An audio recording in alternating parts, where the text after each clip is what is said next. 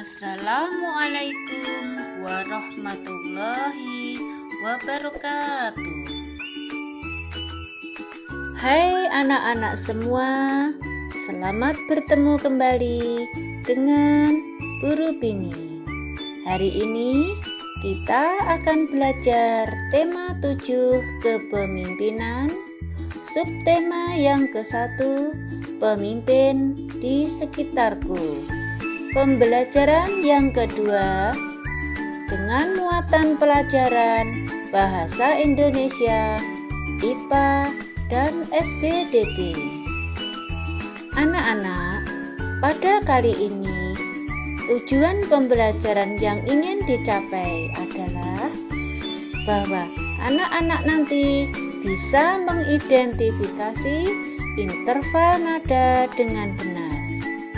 Tujuan yang kedua, bahwa anak-anak nanti mampu untuk menjelaskan perbedaan ciri fisik perempuan sebelum dan setelah mengalami pubertas dengan baik.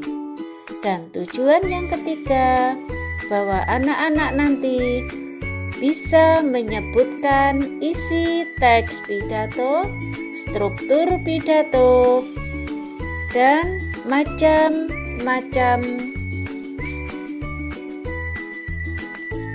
metode pidato.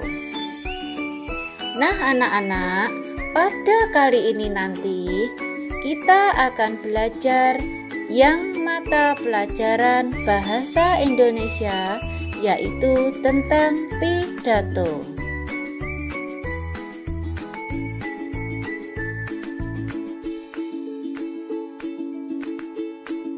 Pidato adalah komunikasi satu arah berupa pengungkapan gagasan dan pikiran pembicaraan tentang sesuatu hal kepada banyak orang dan tidak mendapatkan tanggapan langsung dari pendengarnya.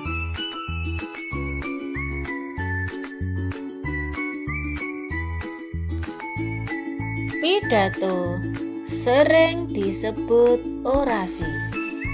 Orang yang berpidato disebut orator.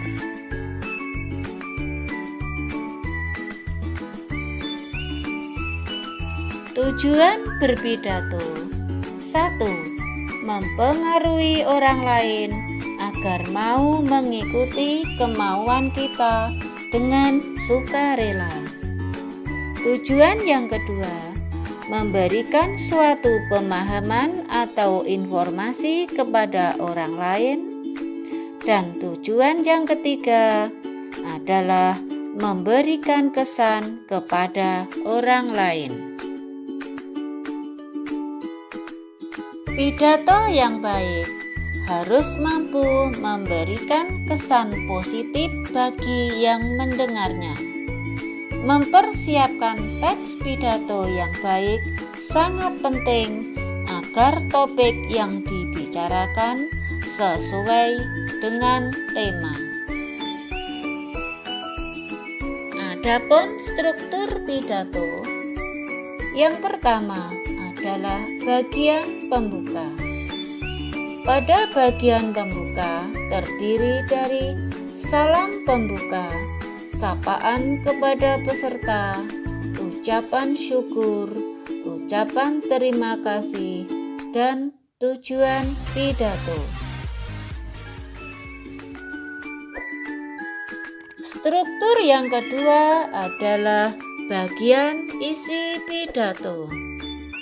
Di dalam bagian isi pidato berisi uraian materi pidato. Materi pidato harus sesuai dengan tema dan tujuan pidato. Struktur pidato yang ketiga adalah bagian penutup. Bagian penutup pidato berisi A. Simpulan pidato, B. Saran, kritik, dan harapan-harapan, C. Ucapan terima kasih atas terselenggaranya acara, D. Permohonan maaf apabila ada kesalahan saat berpidato. Dan yang terakhir adalah kalimat penutup dan salam penutup. Agar pidato yang kita sampaikan lebih menarik, ada bermacam-macam metode. Di sini akan Bu Guru jelaskan tentang 4 macam metode dalam menyampaikan pidato. Metode yang pertama adalah metode impromptu atau serta-merta. Pada metode ini, pembicara berpidato berdasarkan pengetahuan dan kemahirannya tanpa persiapan sama sekali. Jadi, ia berpidato secara serta-merta atau spontan.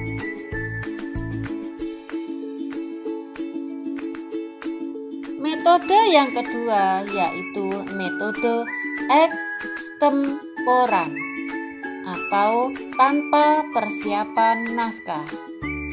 Pada metode ini, dalam berpidato, pembicara membawa catatan-catatan penting yang sekaligus menjadi urutan dalam uraiannya. Metode yang ketiga adalah metode menghafal. Pada metode ini, sebelum berpidato, seorang pidato menghafalkan naskah yang disusunnya terlebih dahulu. Jadi, dalam berpidato, dia tidak membaca naskah, tapi dia sudah berpidato tanpa menggunakan naskah karena sudah menghafalnya terlebih dahulu. Dan metode yang keempat adalah metode naskah. Pada metode ini, pembicara saat berpidato membacakan naskah yang telah disusunnya terlebih dahulu. Naskah-naskah pidato itu mempunyai susunan yang sama. Yang membedakan antara naskah pidato yang satu dengan naskah pidato yang lainnya terletak pada isi pokoknya.